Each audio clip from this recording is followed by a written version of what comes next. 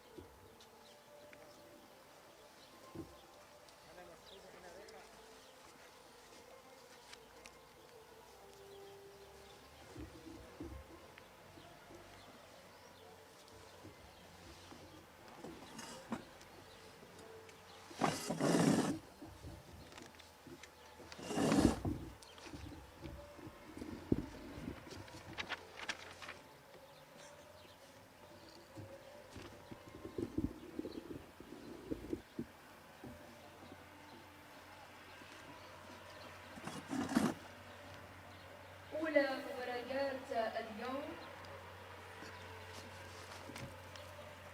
مباراة تتابع كل فريق مؤلف من فارسين. الفريق دائما يبدأ به الفارس الأكبر عمرا، الحارس رقم 1 يرتاد زمن 9 إلى المسلك المحاذي إلى صالة الأمام.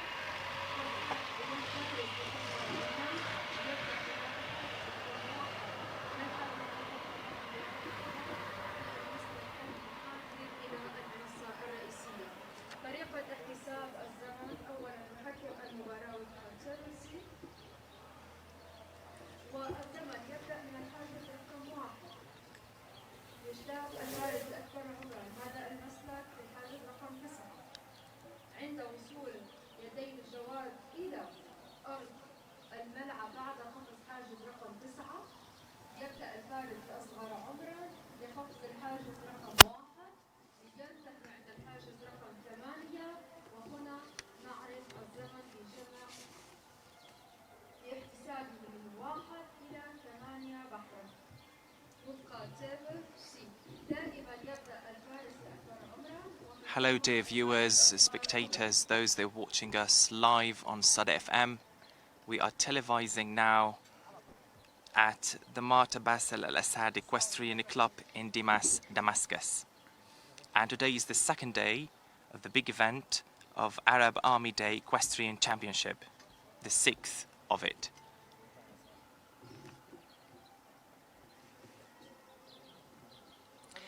So today we're going to have 3 competitions. The first one is the 7th, then the 8th, and the last one is going to be turning about the final, the 9th. The first one is basically a relay competition in which we have 2 riders rely one on the other. So the first rider to start is the older, starting from obstacle number 1, finishing at the 9th. And basically this part is the section neighbouring Al-Aghar gymnasium. Then directly after that the younger rider would start at the bonded obstacle 1 to 8. Time, of course, starts at number 1.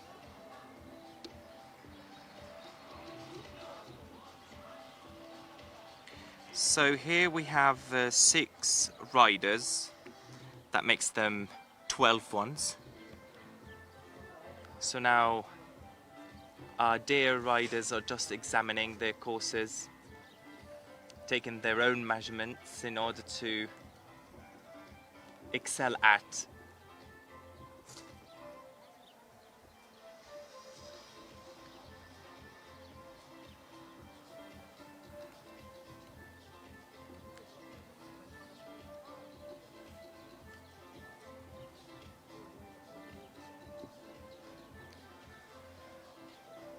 نجدد تحيتنا لكم متابعي الرسمية الخاصة بصدى اف ام على موقع فيسبوك. هذه التحية التي قد نخطئ بتجديدها لأننا لم نودعكم أساسا، لأننا مستمرون بالتغطية لحظة بلحظة وساعة بساعة على امتداد هذه البطولة، بطولة عيد الجيش العربي السوري لفروسية قفز الحواجز بنسختها السادسة. صارت عند المباراة السابعة، هذه مباراة التتابع سنكون معها بعد قليل. من 1 إلى 9 حتى لو ارتكب حرنة أو أسقط أحد الحواجز يكمل لنهاية الحاجز رقم 9. وبعد الوصول لدينا الجوال إلى الأرض يبدأ بعده الفارس أصغر عمره من الحاجز رقم 1 إلى الحاجز رقم 8. المباراة هي مباراة فرق وليست تتابع. So it's really great to have riders, coordinating together in order to put this great arena under control. مشهد جديد سنشاهده اليوم لم نشاهده في سابق أيام هذه البطولة وفي سالف مبارياتها. وأيضا خطأ في المسلك لأي فارس في كل مسلكه يعتبر استبعاد. إذا المباراة هي مباراة فرق وليست مباراة تتابع. هذه المباراة في إحدى مدارس الفروسية تسمى مباراة فرق، بخلاف المدارس الأخرى لهذه الرياضة. هي مباراة فرق لأن الفارس الأول من فرسان هذا الفريق سوف يجتاز الحواجز من 1 حتى 9، والفارس الثاني من 1 حتى 8. كيف يعادل 1 حتى 9 ثم بعد ذلك 1 حتى 8؟ لأننا أمام مسلكين مختلفين، مسلك محاذي لصالة الأغر ومسلك محاذي للمنصة في قبالة هذا الملعب الأولمبي هنا في نادي الشهيد باسل الأسد للرماية والفروسية في محيط عاصمة الزمان والمكان. العدسة لا تزال في الدماس وفريقنا الفني لا يزال في الدماس، والاهتمام لا يزال منصبا على نادي الشهيد باسل الأسد للرماية والفروسية. أمامكم الفرسان يسبرون المسلكين قبل بدء التنافس. تفاوت في ارتفاعات الحواجز حسب تفاوت الفرسان. نبدأ مع الفارس الأكبر سنا. هي مباراة فرق، أعيد وأكرر، كما تسميها طائفة من مدارس هذه الرياضة والمختصين بقوانينها.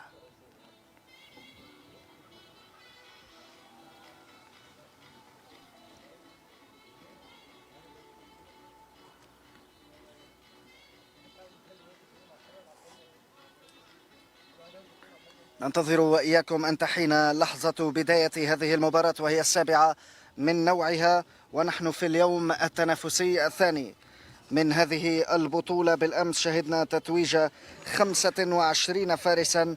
كنا مع فئة تشيلدرن كأول فئة في هذه البطولة، مباراة خاضوها وتوج على إثرها 5 فرسان لحساب فئة الأطفال. تلت هذه الفئة فئة ميني تور التي شهدنا فيها تتويج 3 فرسان.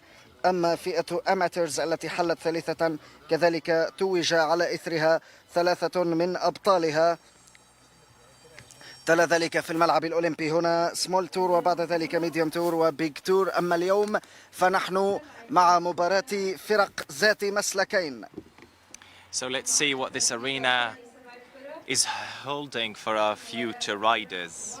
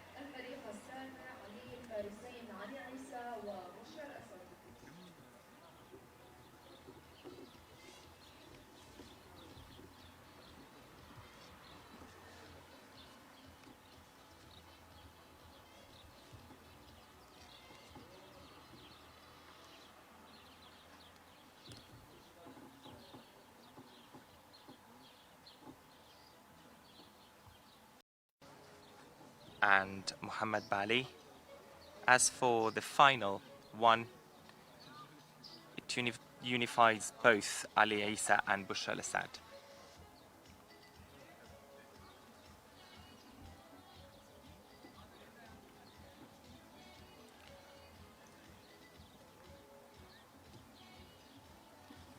في مباراة الفرق هذه سوف تتراكم الأخطاء القادمة من مسلك الفارس الأول على كاهل الفارس الثاني، وإن كان الفارس الأول هو الأكبر سنا والفارس الثاني هو الأصغر سنا، الكل سيجتاز ذات المسالك. طبعا الفرسان الأولين تصنيفا سيجتازون مسلكا من 1 حتى 9 كحواجز، وهو محاذ لصالة الأغر بالحيز المكاني هنا في الملعب الأولمبي. أما الفرسان المنتمين إلى الفئة الثانية وهم الأصغر سنا من نظرائهم من الفئة الأولى سيجتازون مسلكا آخر مغاير مدروس بعناية بكل تأكيد بالسنتيمتر كما تعلمون وكما تعودتم من 1 حتى 8، وهذا المسلك الثاني سيكون محاذيا للمنصة الرئيسية هنا في الملعب الأولمبي. الأجواء أشبه بالمثالية، الكل يترقب، الصمت يخيم، فقط صوتي وصوت زميلي محمد عثمان هو الذي يعلو لكي ننقل لكم الصورة والصوت من هنا حيث تجري التحضيرات، ونحن كذلك ننتظر. وأمامكم بضعة فرسان يسبرون مسالكهم ويعدون الخطى. نعلم تماما أنهم يعدون الخطى على اعتبار أن نعيش وإياكم أواخر الدقائق قبل انطلاق هذه المنافسة. في كل مباراة نحن محكومون بما هو جديد. نحن can be absolutely heart-breaking for all of us, and you know it's just a matter of both practice, luck, and hard work. كل استبعاد هو مخيب لآمالنا ومخيب كذلك لمسارات الضغط والعمل الشاق والعمل المستمر والدؤوب والمتواصل لهؤلاء الفرسان الذين لا أحد يعلم إلا المختصون في عالم الفروسية كم تعبوا حتى وصلوا إلى هذه المرحلة، وإن كانوا من فئة تشيلدرن التي قد لا يتجاوز سن الفارس فيها 12 سنة.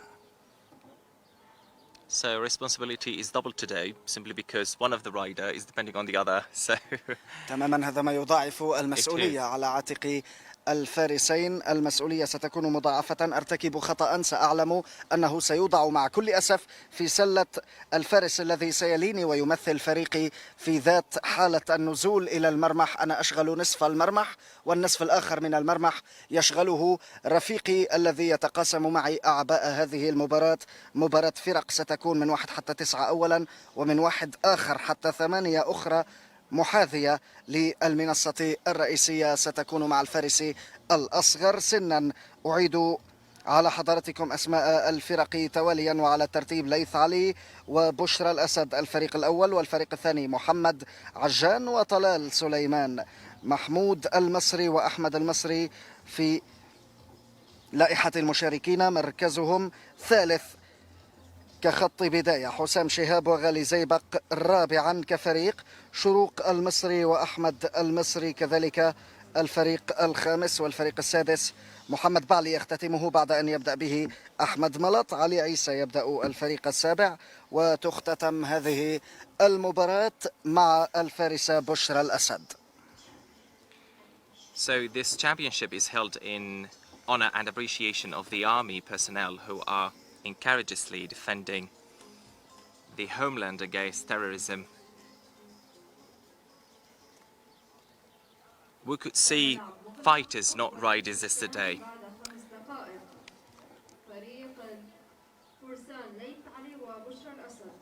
كما ذكرت لحضراتكم منذ ثوان 5 دقائق تفصلنا حسب المنظمين هنا عن بداية هذه المباراة وبداية هذا الشوط الفريد والمختلف. توقعنا نحن كما أنتم متابعين لنشاهد هذا النوع الجديد من أنواع التنافسية، هذا الصنف الجديد من صنوف التباري على ظهور الجياد. هنا الميدان واحد والإطلالة واحدة وكل شيء جاهز، ولكن المسالك لم تعد مسلكا لكل فارس، صارت مسلكين لفارسين، 2 من 1 حتى 9 سوف يعدو فوقها ليث علي على ظهر جواده، ومن واحد آخر حتى 8 مختلفة سوف تكون بشرى الأسد وجوادها، ونحن وإياكم على موعد بعد أقل من 5 دقائق. محمد عثمان، ما هي توقعاتك لنسبة التنافسية عندما يكون التنافس مزدوجا ولا يتكل فقط على حالتك وحالة جوادك أنت؟ It must be absolutely brilliant, simply because now the responsibility is shared between the two riders, and it gives this kind of spirit of teamwork, which is absolutely present here. But again, it's really competitive at the same time. So let's keep our fingers crossed for the coming riders to make victory today on this huge arena, the Olympic one here in Damas.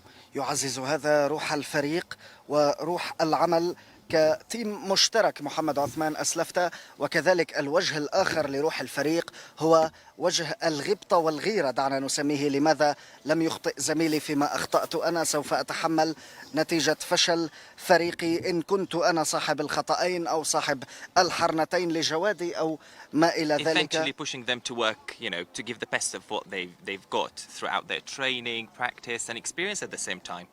So it's something really positive to have this kind of, competitive spirits among our riders. So we just hope things go all right with them, unlike yesterday, because some of our riders really stumbled with their horses at, some particular obstacles. They were really nasty. And I believe the day before we had a sudden case. One of our riders was just, thrown down from the back of the horse. So تماما. I hope things have got absolutely well with him. حالة سقوط شهدناها بالأمس بالفعل في التغطية الأولى إن لم تخني ذاكرتي. نعم، هذا ما لا نتمنى وقوعه اليوم. شيء من التنافس الداخلي والخارجي. أنا وأنت ننافس الفرق الأخرى، وأنا كذلك ضمنيا أنافسك، ولا أتمنى أن يكون الخطأ واقعا على عاتقي. أنا حس الأنانية هنا يبدو عند بعض الفرسان، سوف نشاهده بعد دقائق. في الحقيقة نتمنى أن تبدأ هذه الجولة على جناح السرعة فقط لكي نكون بصورة ما نتحدث عنه ونتأكد من مدى دقة نبوءتنا المشتركة. محمد،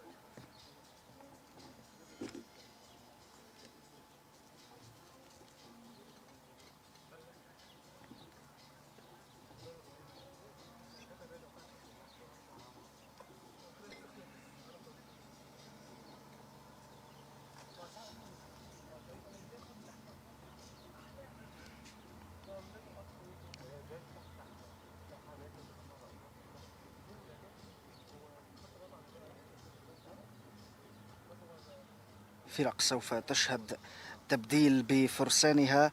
ليث علي رفقة بشرى الأسد كفريق أول، ثم كفريق أخير علي عيسى رفقة بشرى الأسد. أما محمود مصري وأحمد مصري كفريق، بعد ذلك شروق مصري وأحمد مصري كفريق آخر.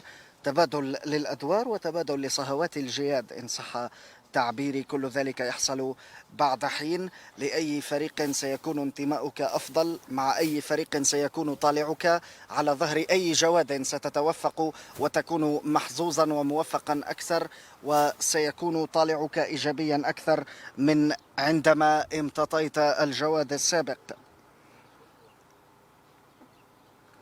أسئلة كلها في طريقها لمعانقة الأجوبة بعد لحظات ليس إلا.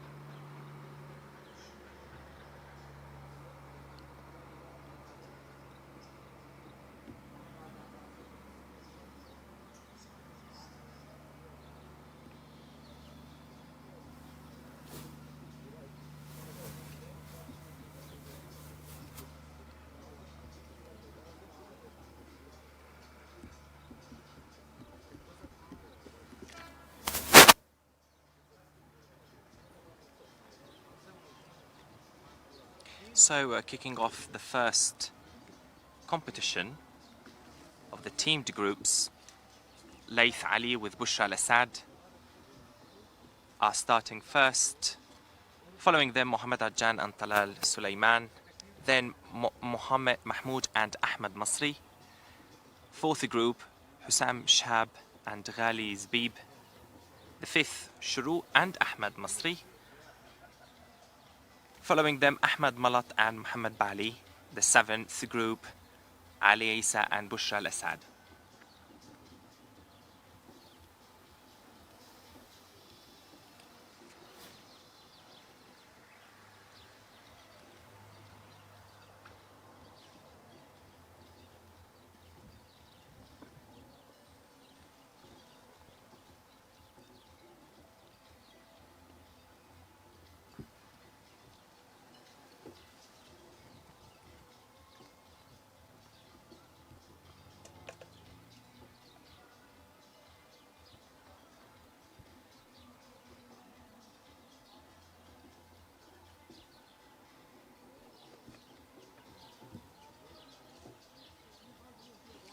It was really relieving yesterday to see lots of, spectators and people attending with us the nice competitions, and that's due to the decline in the number of infected cases in Syria, especially when it comes to COVID-19.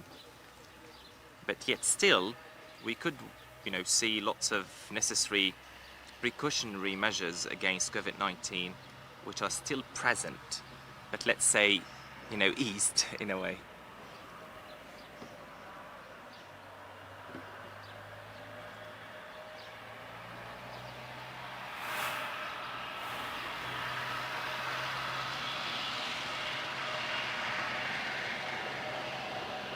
So we are looking forward to receiving the first group of the 7th competition today.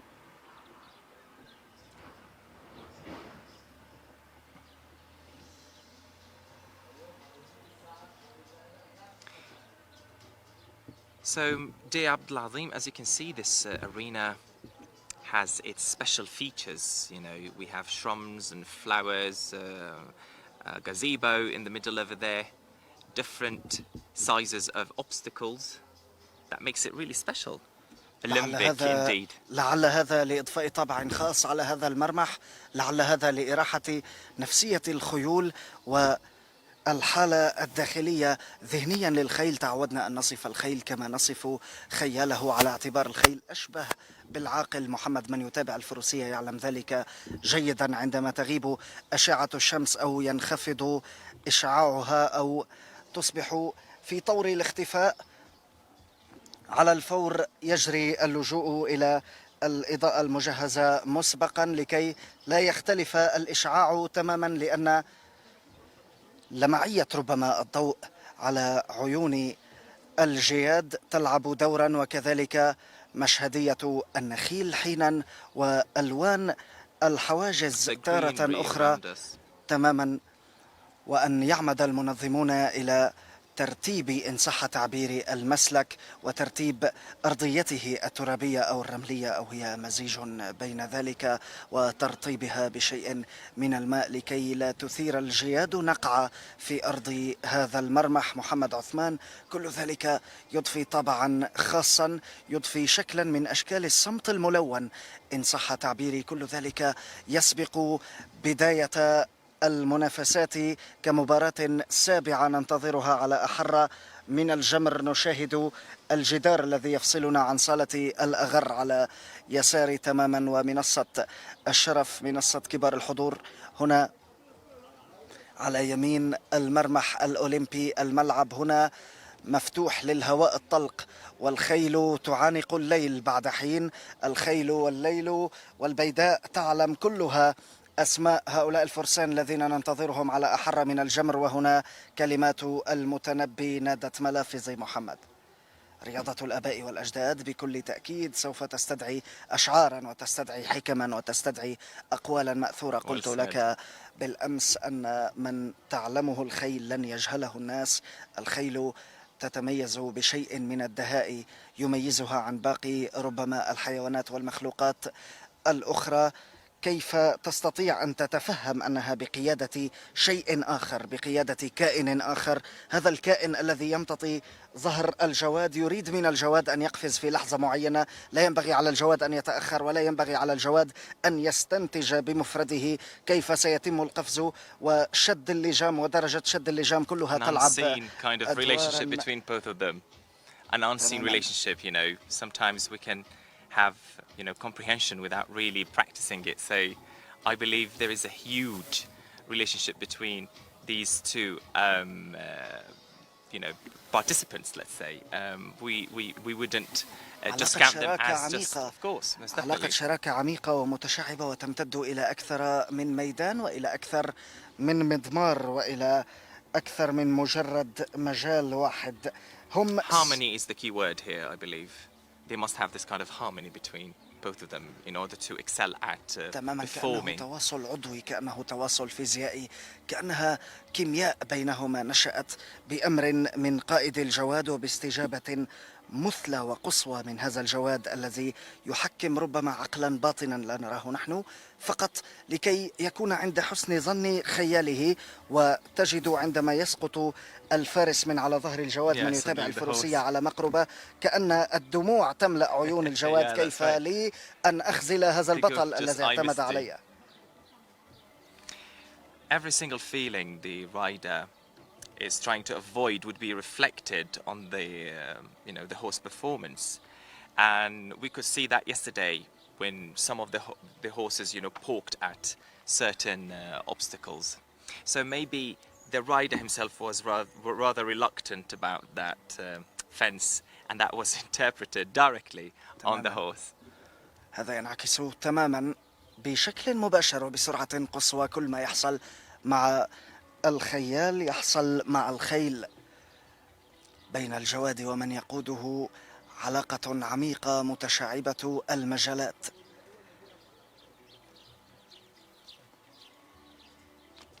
سبع حالات تنافسية و14 فارسا. مباراة فرق هي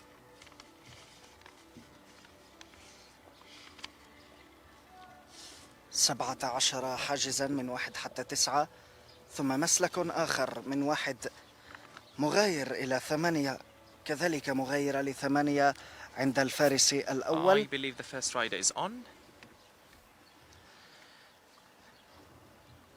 هو الفارس الأول وهو ليث علي. So Laith Ali on his Lipizane horse, the Gris, wonderful shrimming, shining like a star.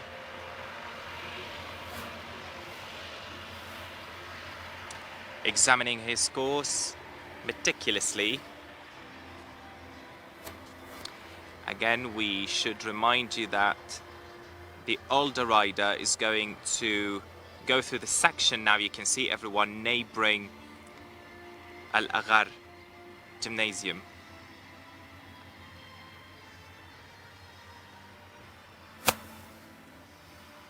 So confident he seems to be. أولى مباريات اليوم الثاني في بطولة عيد الجيش العربي السوري السادسة. هي تأتي برعاية Just trying to get the horse acquainted with the fence. Nice bet that you will be doing absolutely well. كل فريق مؤلف من فارسين.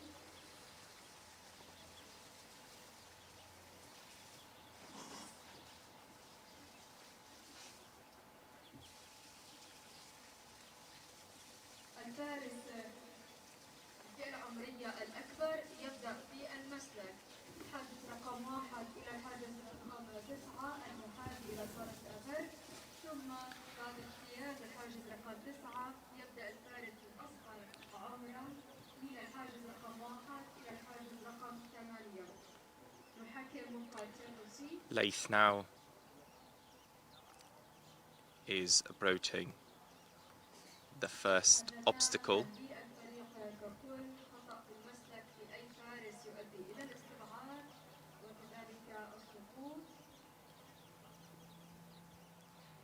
So any occurrences of refusals and mismatching of the course that would put the riders in hot water.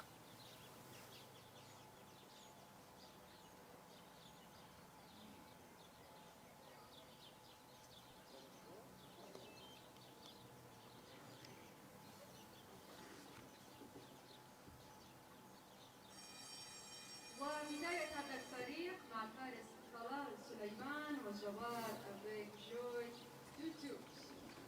So now, so we start with Talal Sulaiman now.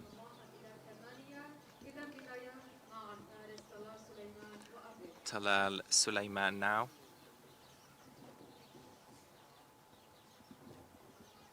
The first obstacle.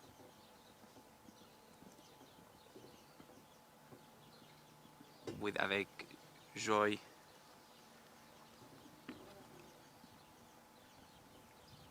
Very good flight. Now he's expected to have clear rounds so that Ahmed can pursue. The line was perfectly bounced over towards the sixth, the Oksa. Wonderful performance, so far so clear. 45 seconds.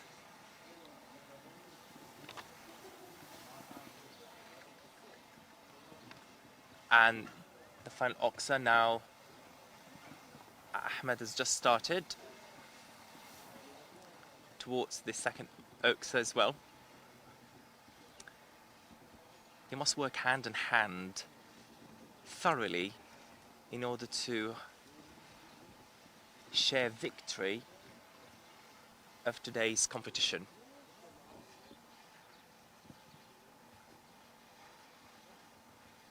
Towards the sixth combination fence.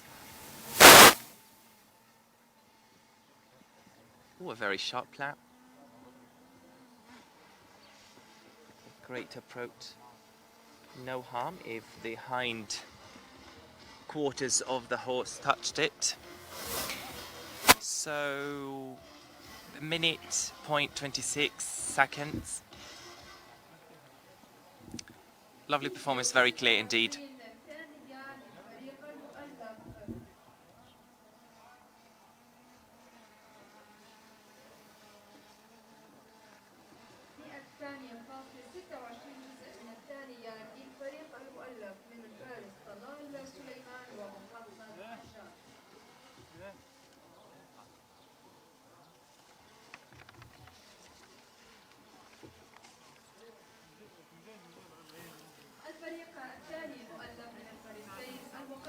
So the second group, what can you tell us about, dear friend? The family is playing now. تماما كأنها لعبة بهذه الطريقة التي ذكرتها. محمود المصري يليه أحمد المصري.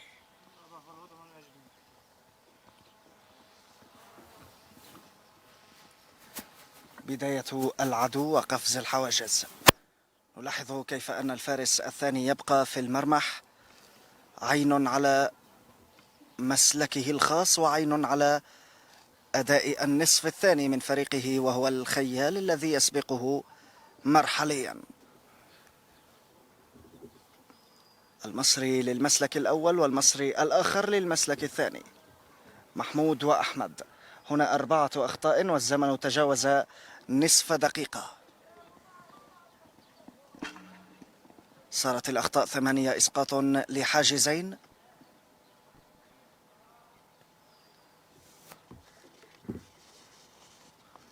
نلاحظ كيف يستعد الفارس الثاني للانهماك في العمل الجاد بمجرد انتهاء سابقه من حواجزه. الأخطاء صارت أكثر فأكثر. وقع الفارس المصري الأول بالمزيد من الأخطاء وأسقط مزيدا من الحواجز لسوء حظه وطالعه، على أمل أن يعوض شريك الفريق ما فات وما خلا وما قد مضى.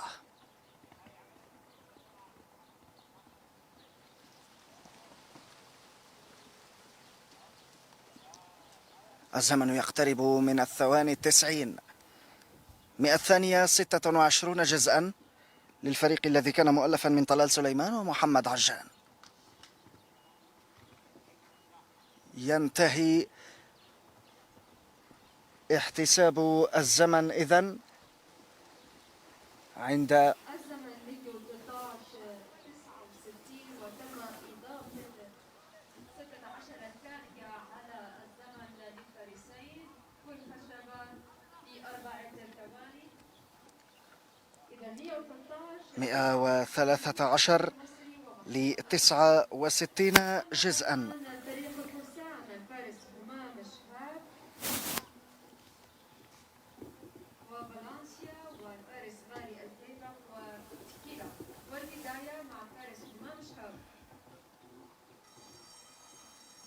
فالنسيا وتيكيلا، أو بكلام آخر همام شهاب وغالي الزيبق، والبداية معهما. شاهدنا عند كل إسقاط لحاجز من الفريق الماضي تم إضافة 4 ثواني إلى الزمن.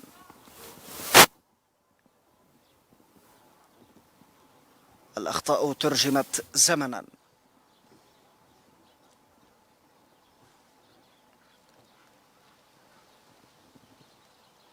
همام شهاب على ظهر فالنسيا. إلى حد الآن لا أخطاء، عدو متناسق، زاوية حادة قبل هذا الحاجز. السادس يليه الحاجز السابع. بدأ غالي الزيبق يتموضع لأن سابقه صار عند الحاجز قبل الأخير. خطأ واحد مع كل أسف همام شهاب عند الحاجز الأخير، يترجم نقطيا على أنه طبعا 4. Alas, at just the final bit. غالي يتمنى أن لا يضيف إلى سلة الأخطاء السوداء مزيدا من العناصر المقيتة.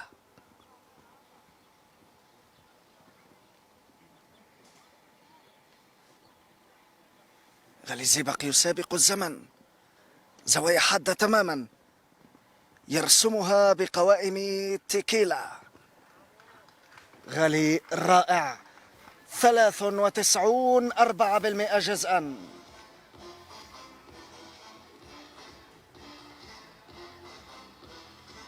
نهاية زمن العدو 93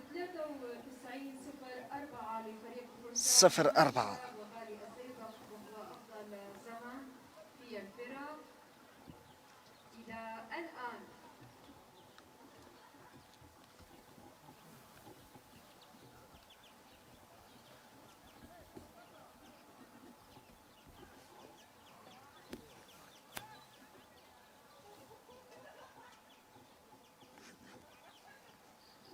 أما الآن الفرسان الفارس الليث العلي بكونت والفارسة بشرى الأسد وزادو تيكستيري. So now moving to the fourth group of the 7th competition. Laith Al-Ali on his horse Vicom Dambel and Bushra al-Assad on her Sazo. والبداية لهذا الفريق مع الفارسة بشرى الأسد. So Bushra al-Assad has kicked off her round.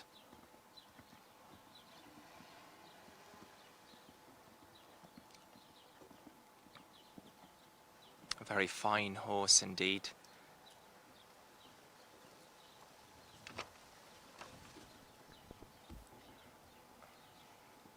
Tremendous landing.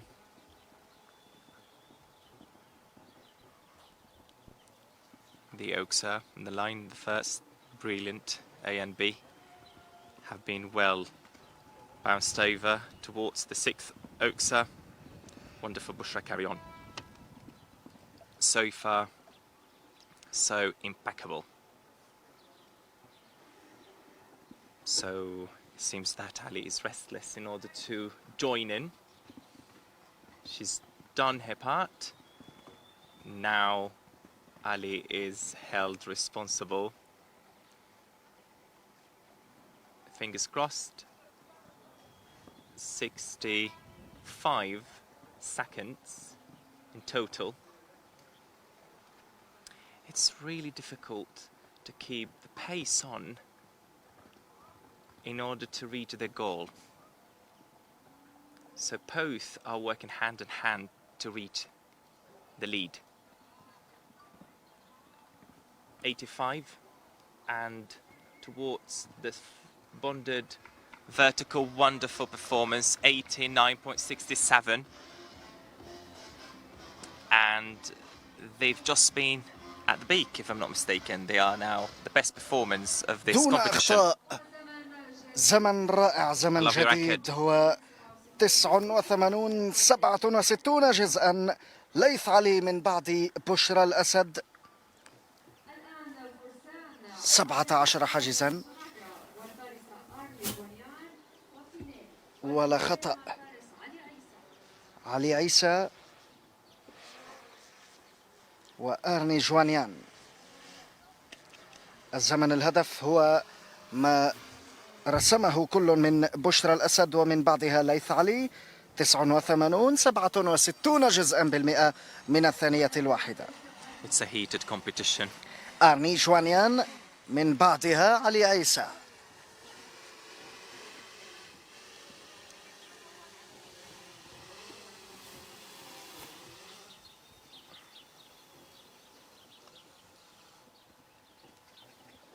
بداية أرني ستوب بداية مع الفارس علي عيسى بالمسلك المحاذي لصالة أغر، فارس الأكبر عمرا حافز 1 إلى 9، ثم الفارسة أرني جونيان من 1 إلى 8. So the older plays first in this case. تماما. البداية تكون مع الأكبر سنا، لذا علي عيسى قبل آرني جوانيان. المسلك تساعي الحواجز لك يا علي يا عيسى. مع كل أسف هذه حرنا وحالة امتناع كما شاهدتها أنا عند هذا الحاجز. بعد ذلك تعاود الكرة لاجتياز ذات الحاجز.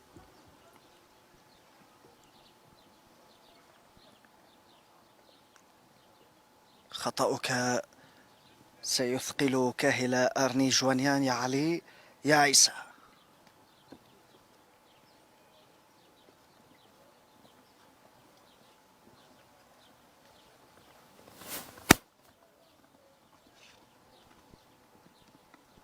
الحجز السادس، وهنا توقف وامتناع للجواد. حظك عاثر علي عيسى، استبعاد لفريقك. يأسف علي عيسى بكل تأكيد من فريقه وكذلك من آرني جوانيان.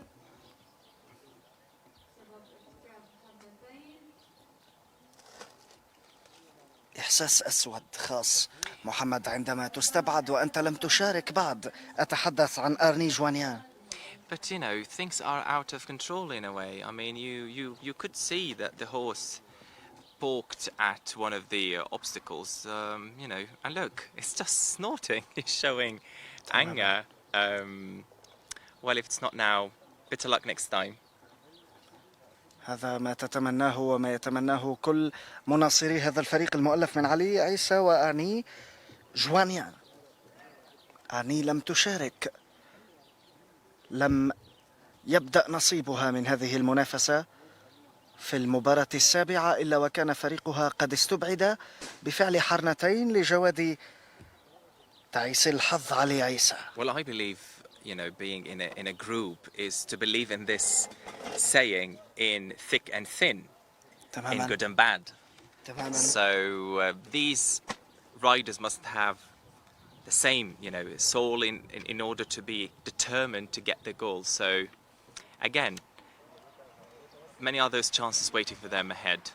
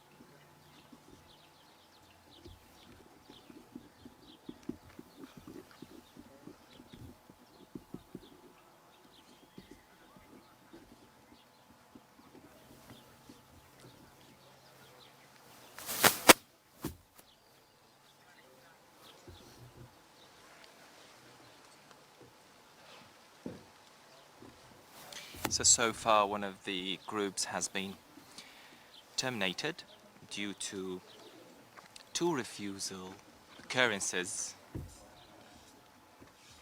الفريق الثاني فرسان أحمد المصري وكريرة وشروق المصري على تكويسة. البداية هنا بهذا الفريق مع الفارس أحمد المصري. So now starting with the older.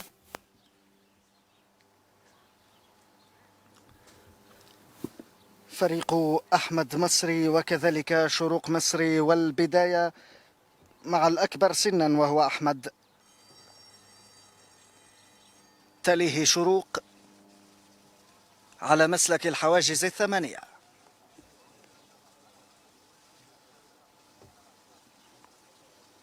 كاريرا على ظهرها أحمد مصري، أما شروق مصري فتمتطي كاكويزا. It's about to start. أحمد يبدأ والزمن يسجل. ثاني الحواجز ارتقاءات عالية. And faults are not permitted to happen. ارتقاءات عالية لكاريرا.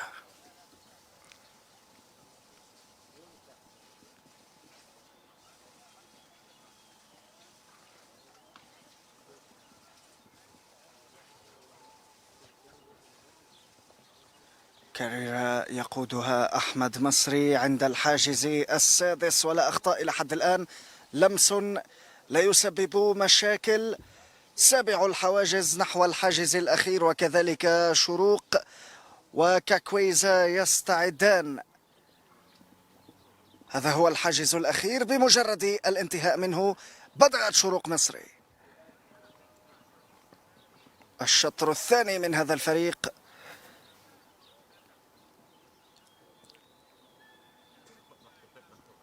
شروق وكاكويزا.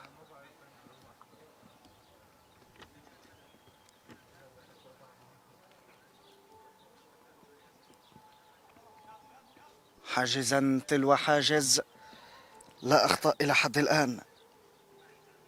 اقتربنا من الزمن الهدف، قد لا يكسر لأنه 89 67 لن يكسر يا شروق، ولكن حذاري من الخطأ عند النقطة الأخيرة، لن يكون هناك خطأ. 96 72 جزءا من الثانية. That ranked the third.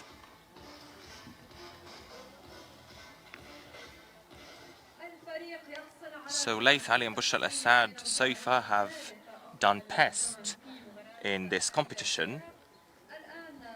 Following them, Humam, Shihab and Ghali Zaybaq.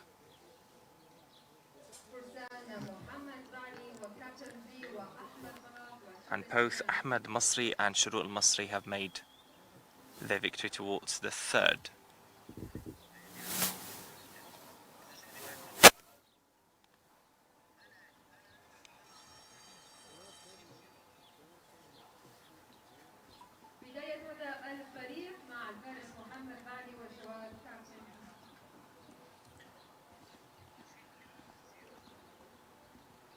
So Mohammed Bali now started his round with the first single and the combination fences towards the other fence. Well, they must be really persistent to get the lead. Is never easy due to the well-balanced performances of their other colleagues.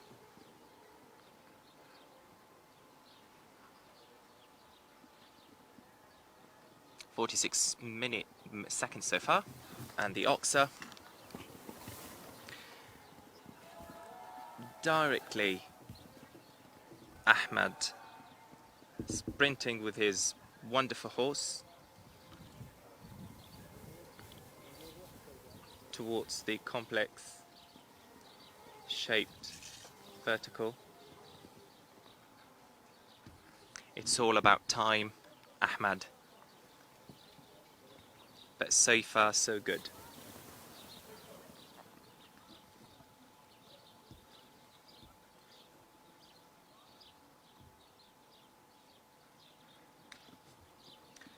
And the final one, الحاجز الأخير 95.29.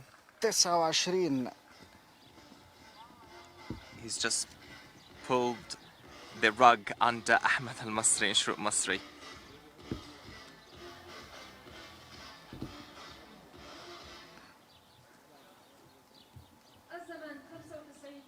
New record for them.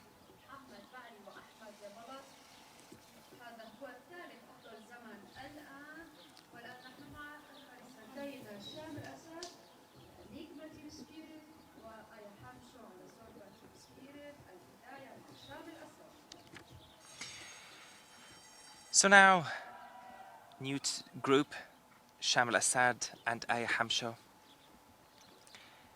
Sham is taking the lead of this competition to start towards the first vertical. After the third,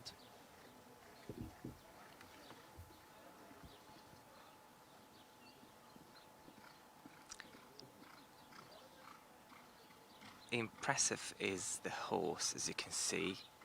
This faint star on the forehead makes it so special.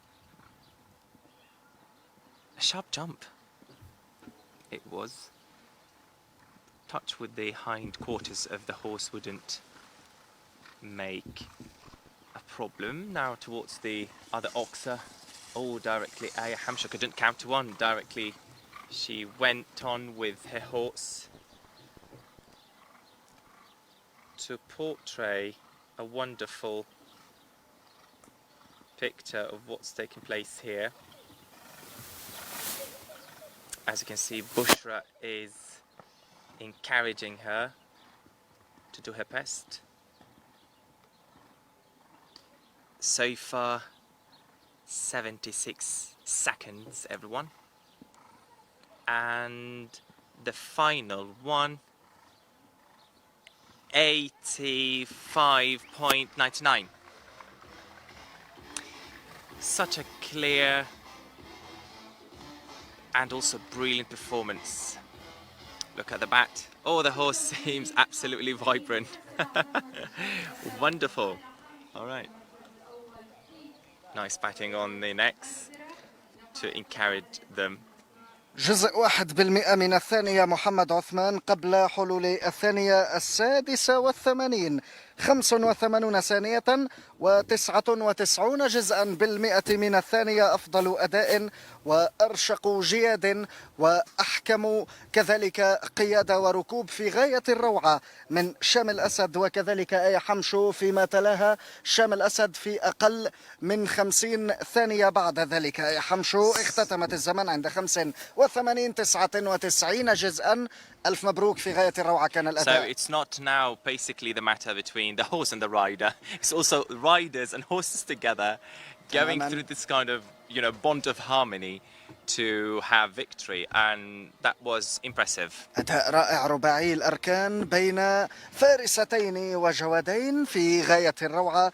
المركز الأول بكل جدارة واستحقاق. يبقى المركز الثاني للفارسين بشرى الأسد وكذلك ليث علي. أتحدث وفق ترتيب المشاركة. شاركت أولا في المسلك الأول شام الأسد وفي الثاني آية حمشو. في المسلك الأول بشرى الأسد وفي الثاني ليث علي. المركزين الأولين بانتظار المنظمين والمحكمين وفق تيبل سي للإعلان عن باقي أسماء الفائزين. كشفنا لحضراتكم وتابعتم بالصوت والصورة أسماء المركزين الأولين.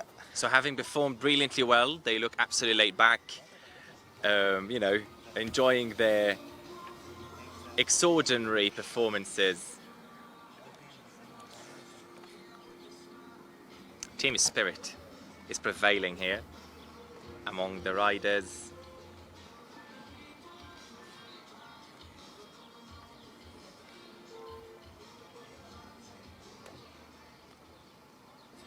لا وقت للتوقف لا تتوقف خلية نحل العمل هنا إلا وكل شيء جاهز. عندما ننتظر الجولة القادمة يكون كل شيء جاهز لها. الأول فريق الفارسات شام الأسد وآية حمشو سنة 85 99. الفريق صاحب المركز الثاني بشرى الأسد وليث علي 89 67. أما الفريق الثالث وسام وشهاب وخالد.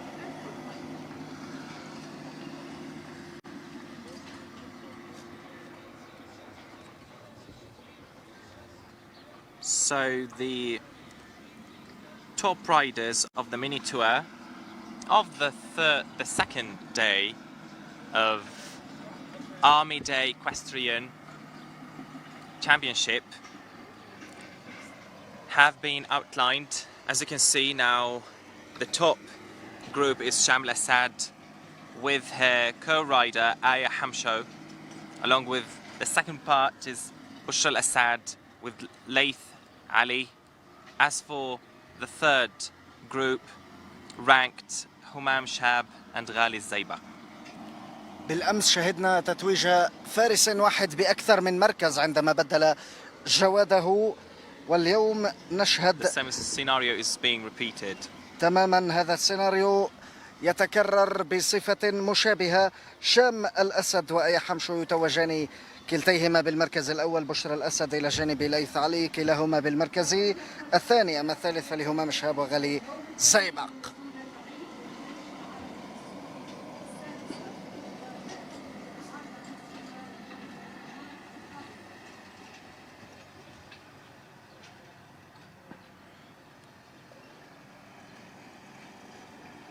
So now the riders have been summoned to be rewarded.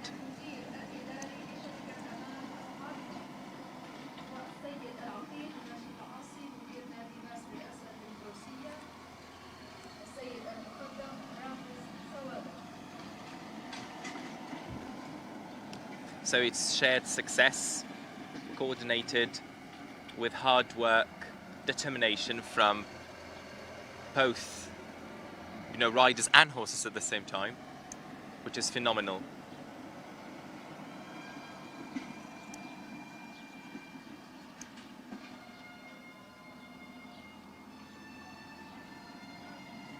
So in this bit, there is no egoism or, centralization that, look, I am going to make victory just for me.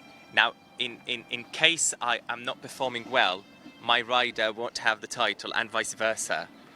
So, as if two hands working in one in order to make victory. And this is what's so special about this bit. يتوقف الأمر على فارسين وكذلك على جوادين. إن كبوت هنالك من يصحح خطأك، وإن أخطأت هنالك من يتحمل هذا الخطأ وهذا الوزر، وإن لم تخطئ فأنت لست بناج بعد، لأن احتمال الخطأ لا يزال قائما مع الفارس الثاني. ما أجمل أن لا يكون هناك أخطاء على الإطلاق، كمثل ما فعل الفرسان الستة المتوجون. أعيد أسماءهم عليكم: شام الأسد آية حمشو في المرتبة الأولى، بشرى الأسد ليث علي ثانية، وثالثا همام شهاب غالي الزيبق.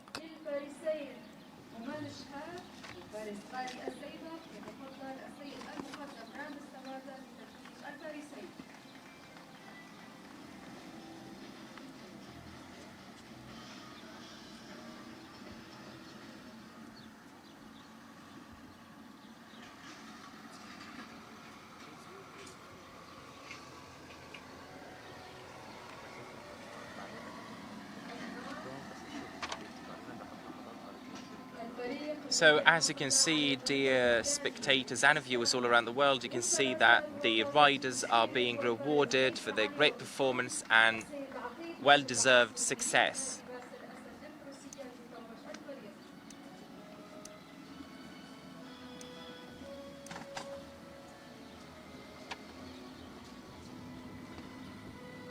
It seems that we are going to face some new readjustments of the obstacles in the coming competition.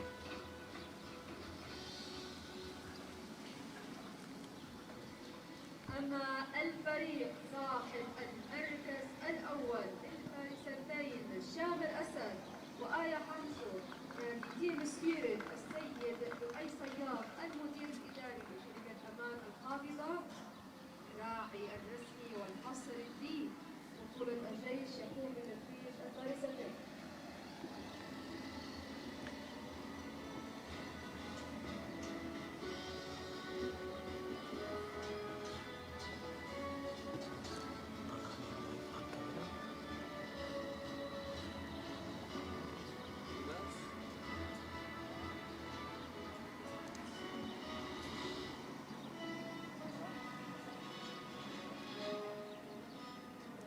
مبروك للفريق الأول. So our heartfelt congratulations to the riders on their well-deserved success and extraordinary performance. فارس غالي الزيبق والفارس نظام الشهاب، والآن يستعد الفرسان الفرق الثلاثة لجولة الشاكر. Look, the horses are getting ready for the honorary round. ويبدأ They just التراقص anticipated it. ويبدأ التبختر والتباهي المستحق. Oh, look at the horses. Mind-blowing indeed. كل درجات اللون عينه. Yeah, you're right. كأنها أمامنا. The same, happened yesterday when they were, نتحدث عن rewarded. نظرة الجواد للحاجز، والجواد غير مطالب بتخطيه. هذه المرة أمر من أمامك وأنا أتراقص، لقد فزت وتخطيتك فيما سلف. نحن ضمن منافسات بطولة عيد الجيش العربي السوري. الآن تحضير للمباراة قصيرة جدا، صعوبات متدرجة. You must be seeing me next time here playing, participating in this big championship. It's just like a snowball in hell.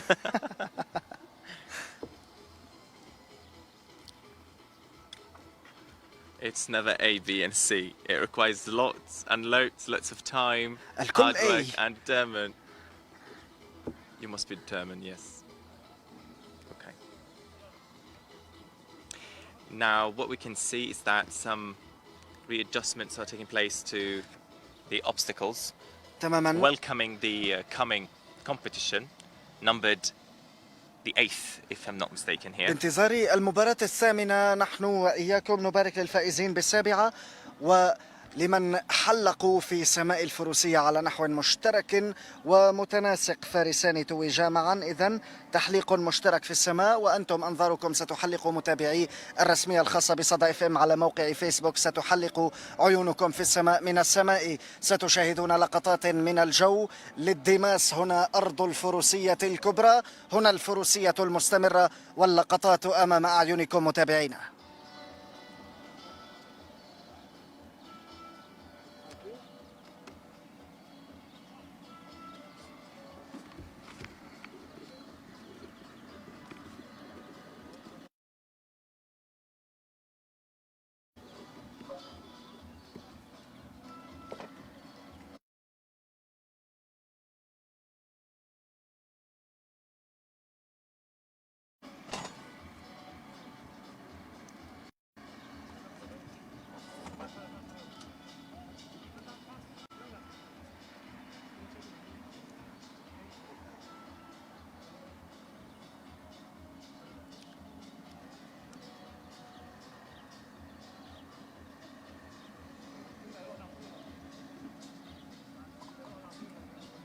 So having finished with the 7th, we are going to go through the 8th competition.